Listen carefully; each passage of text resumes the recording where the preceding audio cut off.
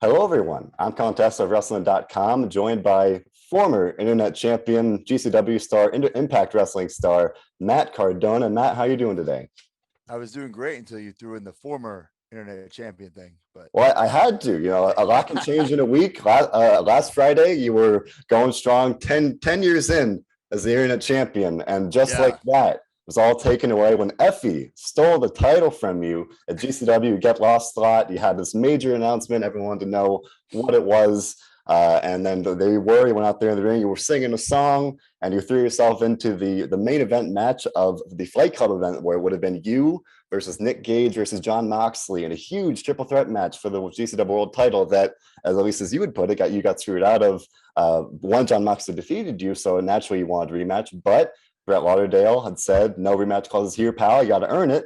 And so he gave you a shot when you faced an opponent of his choice, which turned out to be Effy.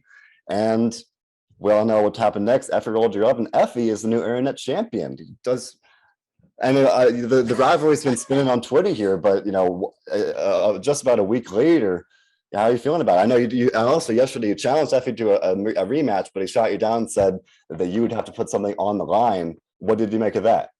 Well, first of all, it was the Chicago screw job. I was screwed out of the GCW World title. The New York screw job, I was screwed out of the Internet Championship. And there may be no rematch clause for the GCW World title, but the Internet title's mine. So there is a rematch clause, and I will get my rematch. And I think it will be in Atlantic City against Effy, the place where I won the GCW World title. I will repeat history, and I will win back my internet championship. Well, I know myself included, all of your fans will be hoping that happens, but it is worth pointing out, you tweeted, I think it was earlier today, that the internet championship will die because of Effy. Would you care to elaborate on what you meant there? If that doesn't happen, if you're unable to get it back in Atlantic City, if the match does go down. Effy is just, he's everything that is wrong with that title. He stole it. I earned that title. Like you said before we went on air, you were a fan of the Broski in 2011. You know all about Z True Long Island Story. I made that title because I earned it. I didn't make it because I just wanted another prop. I was the internet champion. I am the internet champion. I will forever be the internet champion. When you put it that way, I have to ask, in a worst case scenario where you are unable to get that title back from Effy, I mean, we saw that you created your own GCW Universal Championship. Would you consider making a internet title championship 2.0 or something, or is what is this path forward? If you're unable to get that championship itself back. I mean, that is actually the Internet Championship 2.0. It's not the one that I used. That's right. True Long Island Story days. So this is the one. I'm looking at it right now, the original hanging on my office wall. Could I just take that off? And yeah. But I want my title back. I want everything that it represents back. And for some reason, the GCW universe, they don't like me too much. And they're going to hate me even more when I win the Internet Championship in Atlantic City. Again, certainly we're hoping that happens, but even before Effy took the title, I noticed that before it Get Lost slot on Friday, you guys are kind of beefing a little bit on Twitter. So it seemed like you had a little bit of an issue even before this impromptu match went down. Do you have a bone to pick with Effy, even setting aside there in that championship? Well, before he rolled me up, I had no idea who he was. I was questioning on social media, who is this Effy guy? Is he a worker? I thought people were ribbing me, but it turns out he is real. He is the internet champion. He screwed me, and I need to get that title back. This is my number one goal in GCW, is to get it back. And if I have to, put my career on the line, my GCW career on the line, I'll do whatever it takes to get my title back. You mentioned putting your career on the line, and Effy had said that he wants you to put something on the line. Now, I saw that video from him. I thought he meant that he wants you to put the GCW Universal Championship on the line. Is that something that you'd be willing to do? I mean, listen, the GCW Universal title, it's a cute little title. It spins, it's purple, it has the Velcro. It's cool. But I think the people are invested in that internet title. I certainly am, so I will do anything to get it back. Even let's say you do get the internet championship back, what does the future hold for the Universal Championship? Because I think you said in some other interviews that you'd be it's something you'd be proudly carrying kind of from here on out, even after you were screwed out of the world title. It's still a title that you had commissioned and that you've been carrying ever since. Yeah, it's something I think a lot of people, when they heard Matt Cardona was doing GCW, they thought I was crazy. They thought I was gonna get sliced up and carved up by Nick Gage, and I did. But I left victorious, and I knew right away, as soon as I landed in California when I went to Disneyland, I knew I need a custom title. I need to take this GCW. I need to turn around because people think I hate GCW. I like GCW. I think GCW is awesome. I think the GCW universe are rabid diehard fans, and I want to be in GCW, but I want GCW to get better. And I know a thing or two about how to make it more professional, and that's my goal. So whether it be better titles or better, sound equipment, or if they have some goddamn ring aprons, they just need to step up their game if they want to be taken more seriously. I think it's a fair point. I know you've mentioned it here already, but now with being let's say the victim of two screw jobs, do you feel like Brett Lauderdale might have something out on you? Where you have that you previously shared this list of ways GCW can improve, and you just mentioned just now, they have the other ideas as to what can make the company better. Do you think that might be at least part of this, motive, or what we've seen in the past couple? Let's say the past month or two, where you were at the top and now you've gotten screwed out of not one title, but two. I think Brett is trying to act cool for his GCW fans. I think we all know that I have done wonders for GCW. I mean, when I won the world title, GCW, Zack Ryder, and Matt Cardona were all trending above the UFC, above the Olympics. I can't recall GCW trending number one before me or after I won the title. So you're welcome, Brett. And people pay money to see me get my ass kicked at these shows. People want to see me lose. And unfortunately, they have in screwjob fashion, but nobody has been able to beat me fair and square.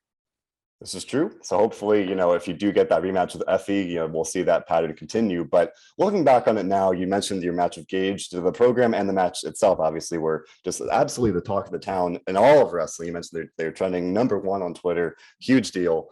It was absolutely this crazy match, and your win was this major moment. So now looking back on it, and then as we've been talking about this, rivalry with Effy and the Internet Championship, did you ever expect, when you got into it, your run with GCW to go so far? And has it, as the way it's kind of taken off, changed any of your plans for what we saw happen in the summer? Because it felt like in some ways your summer just kind of like took off, where it's like you became in many ways like the face of GCW, at least for a short period of time. And just looking back on it, do you ever think it would go like that? No, obviously, I'm not a death match wrestler. I had no aspirations of having a death match, but the opportunity presented itself. And I've said it in other interviews, sometimes in wrestling, you got to give the fans what they want. And enough people wanted to see me versus Nick Gage because, let's be honest, it's so different. People are, they're used to me in WWE, whether it be from the woo days or, the Major Wrestling for Podcast days or whatever. They see me, they don't see a death match wrestler. And then I went in there. Not only did I win, but I took everything that he has, the pizza cutter, the light tubes, the glass. Hell, last week I got a piece of glass removed from my back that's been in there for 2 months. So this is no joke. And I think I proved a lot of people wrong, but I say this all the time too. I'm not doing anything to prove people wrong. I want to prove myself right, my supporters right. And listen, when I won that title and people were throwing, beer bottles, cans, fucking pizza cutters, I loved it. I loved it because I knew those people there hated me, but I knew there were so many more, not only in that building, but around the world watching, like rooting for me and cheering me on. So it was such a great moment. Will I ever do another death match again in wrestling? They say never say never, but right now I'm saying never. I have retired. I am the death match king, and that's it. I beat the king. I dethroned the king. That's it. That's it. But to answer your question, after you beat the king, what next, right? Right. So it just so happens that Effy comes in, and Effy's a smart dude, right? He sees if he starts something with me, he gets the attention. I have 2 point something million Twitter followers. Now I'm tagging him. Now they know who he is. This is good for everybody. Yeah, it certainly seems like it. I mean, for Effy now, for GCW, when he first got involved with it earlier in the summer, I mean, it's definitely seeming like a mutually beneficial situation where you get to kind of showcase yourself in a new light, and you get to kind of, shine some of your own light as the units not following on places that may not be otherwise. So definitely it is. Like last week in New York City, when I'm on the mic, and of course I have in my head what I'm kind of going to say, right? But I had the people in the palm of my hand because they hate me. They just made it so easy for me, like I'm smiling ear to ear because I'm like, it could not be more easy because they're just chanting things at me, booing. I'm like, this is great. This is wrestling. And it's a side of me that people haven't seen before. And a side of me that, I'm not necessarily a new gimmick in GCW. I'm me, but that audience doesn't like me. So when you watch Impact, that audience likes me. It's the same guy. Maybe I'm not flipping off the fans, but other than that, in the ring, the appearance, it's all the same.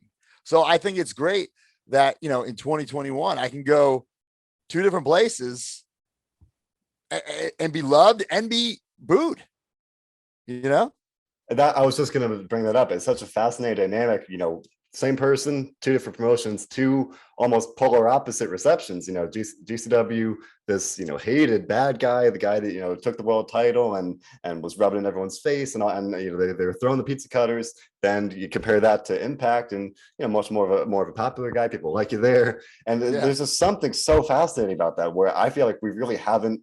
We don't see that a lot, if ever. Like this, where you're going there, it could literally be a situation where you're on Impact on a Thursday, getting cheered, and it's great, and over on GCW on a Friday, and they'll booing you out of the building. And you've mentioned it before. You're just being yourself, but it comes down to that audience perception and or response to it. There's just something so interesting about it.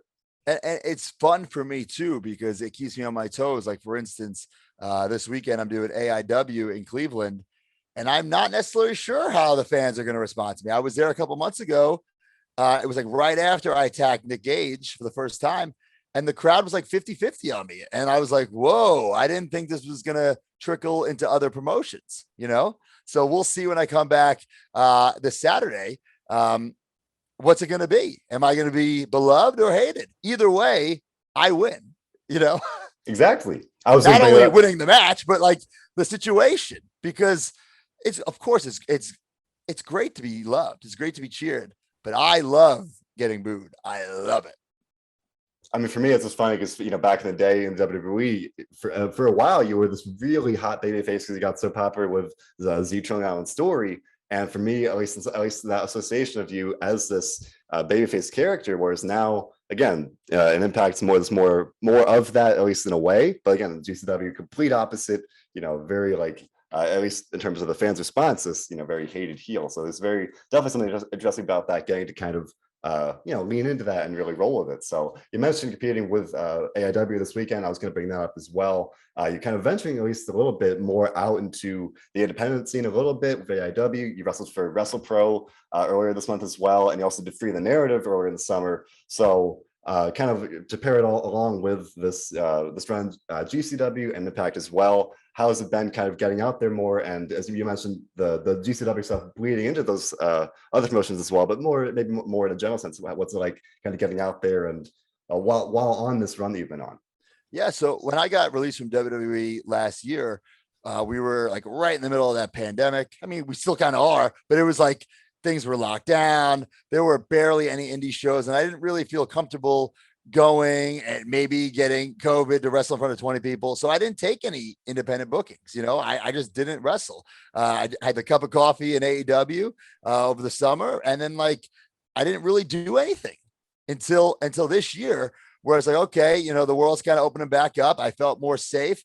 And I just went out there, and my schedule is fully booked. I'm doing something every weekend, and I love it. I love it. I love that, that I get to go out there. And for instance, the other night, New York City, GCW, then I drive to Pennsylvania, like bumblefuck Pennsylvania, wrestle this kid who was once the broski of the week on my YouTube show, Merrick Miami. We have this kick-ass match in this fucking flea market, and then the next day I do something for the Major Wrestling Fair podcast. So it's like, I'm living my dream and I'm having so much fun. This is the most fun I've had in my entire career. And it shows. I mean, it's been it continues to be an absolutely incredible run here. And I just mentioned Free the Narrative, and now we know that Free the Narrative 2 is this weekend, so it's very much a timely time to ask. What was your experience with Free the Narrative like, and just kind of your overall thoughts on the experience, because it's a very different presentation of professional wrestling as we know it. Did it help you free your own narrative in a way? See, the thing about the Free the Narrative, I love everything about it. EC3 was trying to get me to kind of change, right? Like, I think maybe if it was 2013, he was trying to make me change from the headband, the glasses, it would have worked. But I already changed on my own.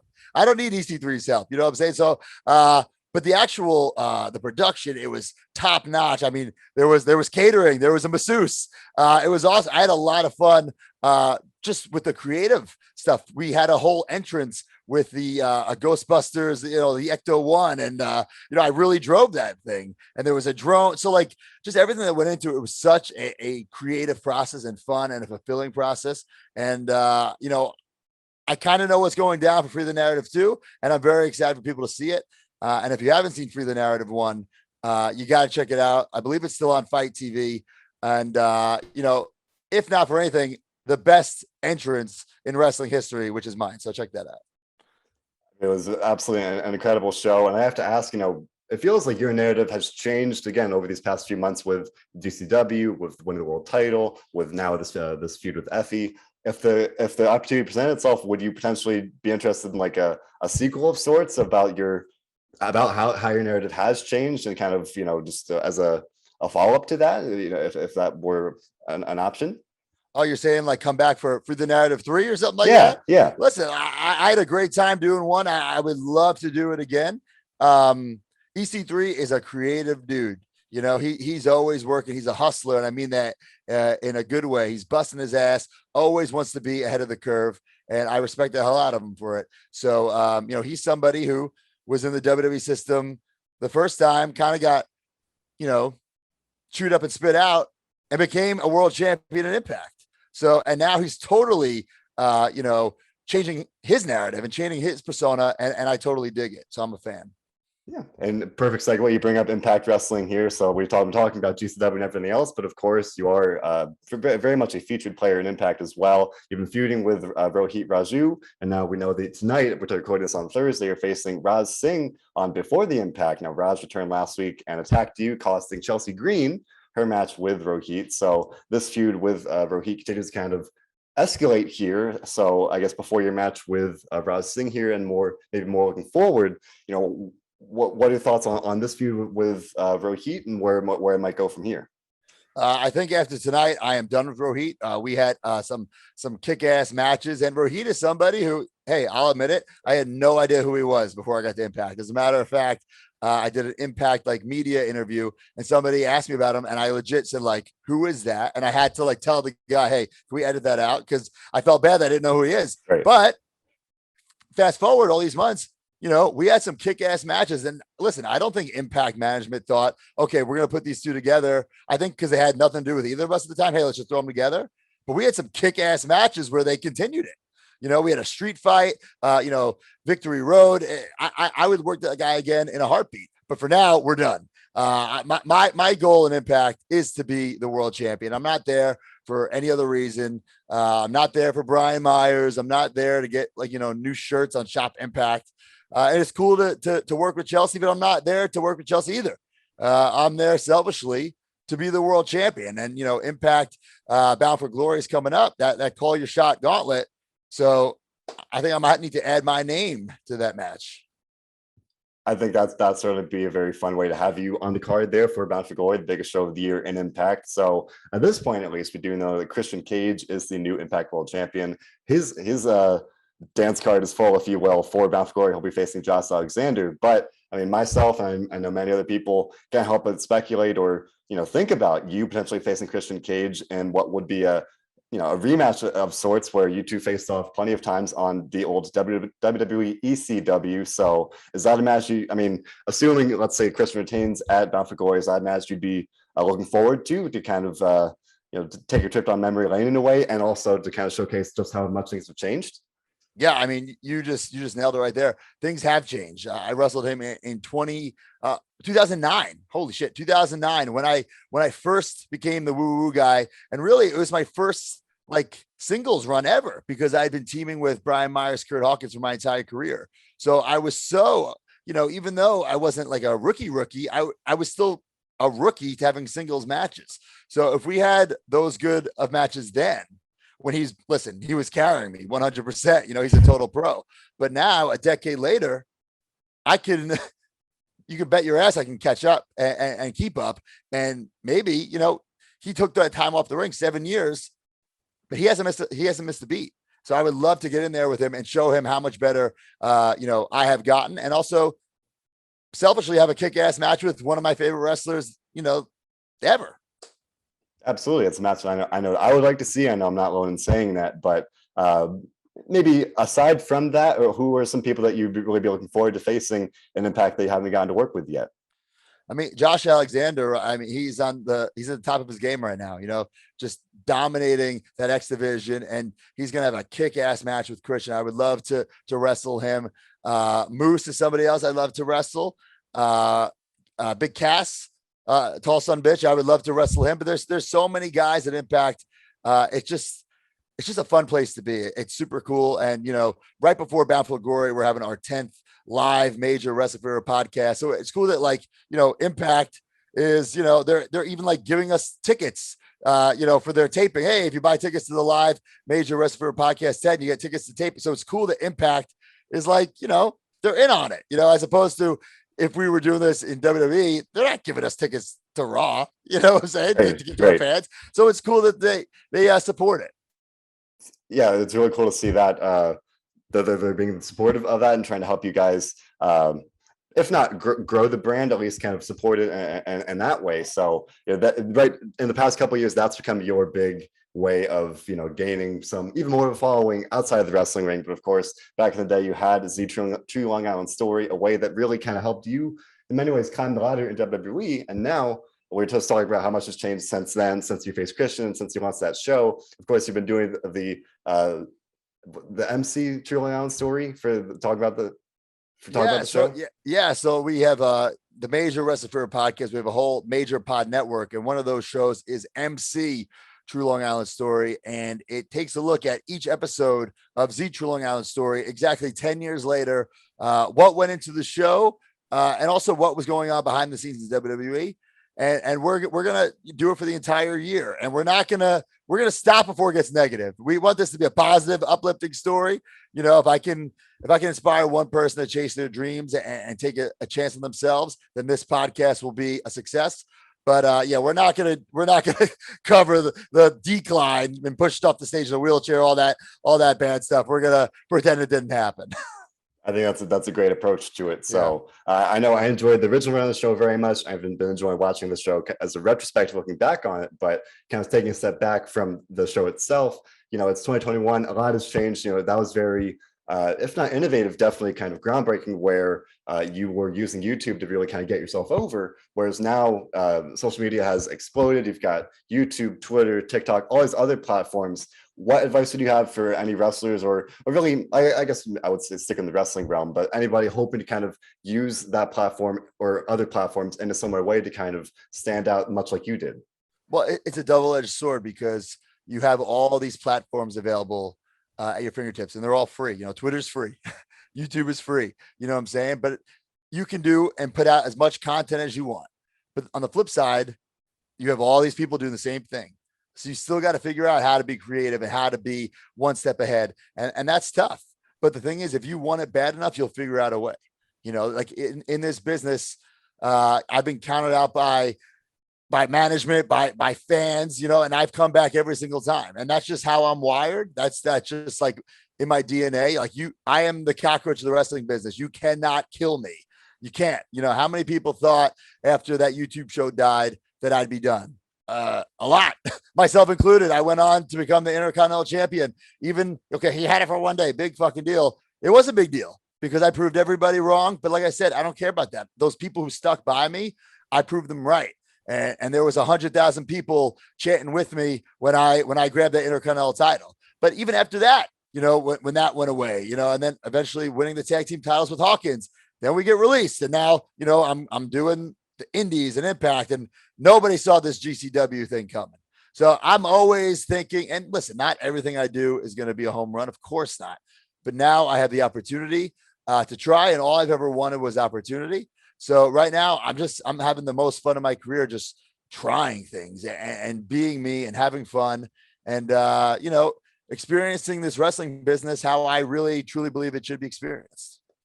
Absolutely. And it's been great to see that unfold throughout this round of GCW, and all of it put together. It's been very, very cool to see you reaching new heights in that way. So as we talked about earlier, you're going to be in action this weekend for AIW, maybe getting a rematch with Effy, and next weekend at GCW, and moving forward here in Impact, hoping to get a world title shot. Obviously, wish you the very best. I'm staying busy. Yeah, for sure. You know, and speaking of staying busy, you're staying very active on social media. Would you like to plug your various accounts and shows and whatnot? Oh my God. I have so much stuff. Follow me on Twitter and Instagram at the Matt Cardona, and follow the Major Wrestling Podcast. You know, download the podcast, follow us on Twitter and Instagram at Major WF Pod, and our YouTube channel, youtube.com/Major Pod Network. Yeah, it's stuff about action figures, but also, you know, if I go on a loop of the weekend, I vlog the whole thing. So, you know, you see me backstage at GCW, or, you know, big hunted on the road, whatever it is, you see me doing it. So check that out. Absolutely. Well, Matt, I wish you the very, very best you're moving forward with GCW, Impact, and everything put together here. And thank you so much for your time today. I appreciate it. Thank you.